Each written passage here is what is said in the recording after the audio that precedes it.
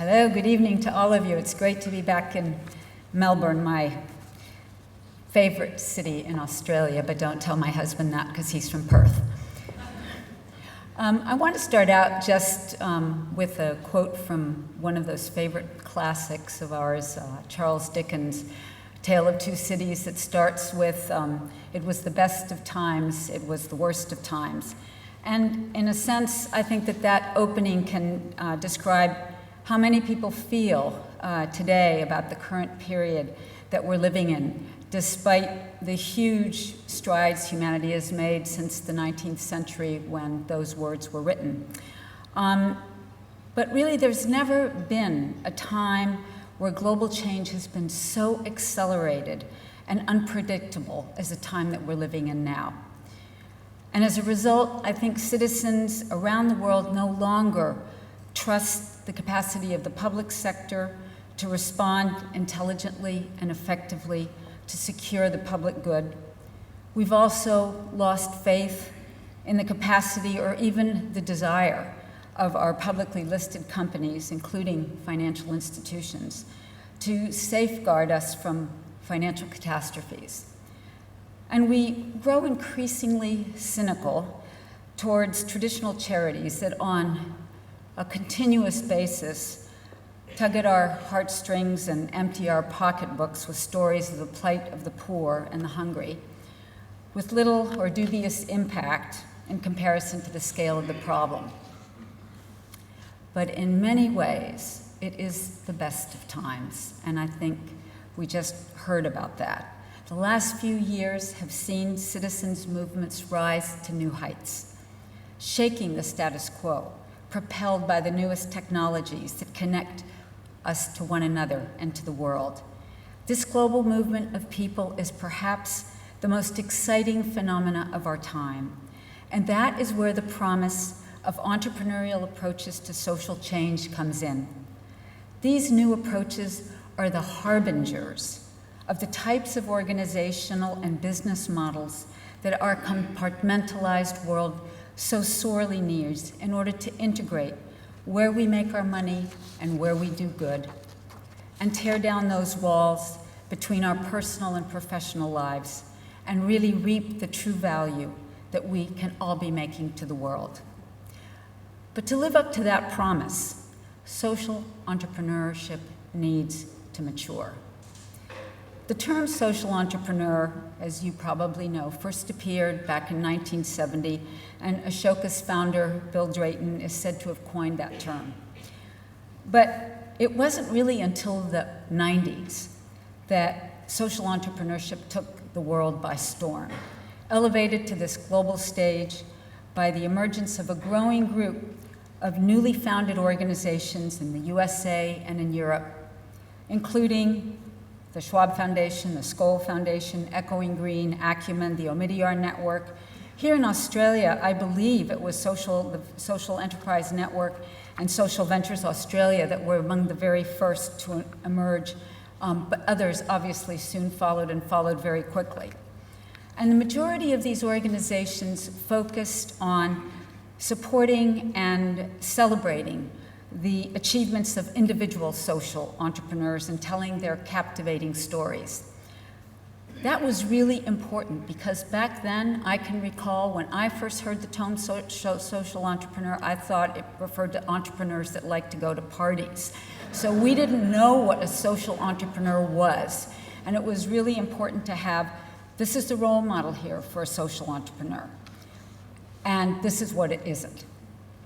But one of the results of that first phase was that many of us were seduced into thinking that social entrepreneurs were like the 7th Cavalry, that were going to come in, ride in, and save the world where everybody else had failed.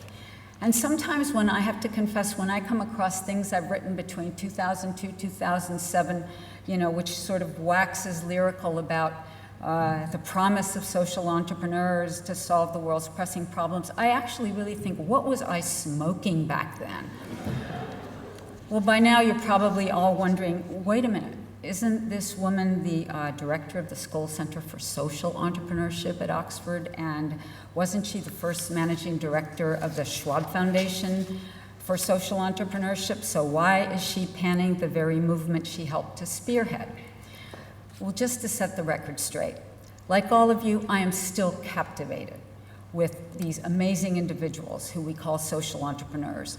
And that, to me, is the term that we use to designate people who have seized opportunities that others saw as way too risky or non-existent, and through a combination of innovation and resourcefulness, managed to create new or better approaches to critical social and environmental problems. And to advance that mission of transformational change, these entrepreneurs set up their own organizations, some nonprofit, some for-profit, but not profit maximizing, to actually push that through. But those people will be the first to tell you that rather than being superheroes, they are the unreasonable, stubborn ones who are deaf to the phrase, "that can't be done," and deaf to the word "no," which they hear all the time. So in pursuing those seemingly impossible tasks, they actually infect all of us with that notion that a real opportunity exists to reshape approaches and business models and come up with a new way of tackling an issue where others have given up trying. But they don't operate in a vacuum. Without a team of talented and committed individuals accompanying them and implementing those new approaches, these entrepreneurs, as marvelous as they are, would fall short of achieving their objectives. And so we are really evolving to a more realistic appreciation of the role of the entrepreneur and the importance of the supportive team and the ecosystem that allows their vision to flourish. So we're moving away from this phase where everyone thinks he or she is an entrepreneur or should be an entrepreneur, and frankly, let's celebrate that, because I think we would go mad if everyone in the world wanted to set up their own organization to change the world.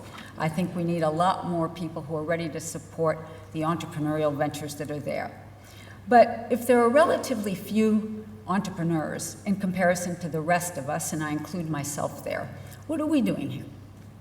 So I'd like to really propose that we begin to differentiate the noun entrepreneur from the verb entrepreneuring.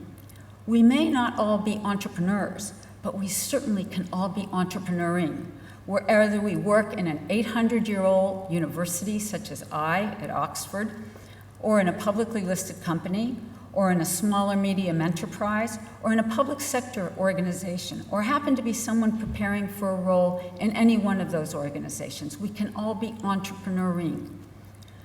I like this concept of entrepreneuring.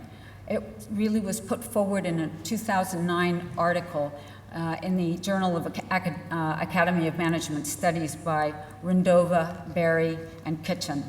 The authors argue that our definition of entrepreneurship too narrowly focuses on the value creation of new ventures, whereas the notion of entrepreneuring encourages the consideration of a broad set of activities and actions intended not only to create wealth, but also to bring about a new state in economic, social, institutional, and cultural arrangements. All of us, from wherever we are, can engage in entrepreneuring, whether you're in government, in the commercial sector, or in a charity. And that is what Global Shifts is all about. It's about opening up this conversation that has too narrowly focused on a specific, albeit critically important actor in the economic ecosystem, the entrepreneur, to highlight the reality that there are hundreds of you out there who are entrepreneuring in all sectors of society, and that together we form part of this movement that is rethinking business and the role of government. Social entrepreneurship is not a specialized field. Muhammad Yunus would have not created the Grameen Bank if he had gotten a master's in social entrepreneurship. Bunker Roy would probably not have created the Barefoot College if he had gotten a degree in social entrepreneurship.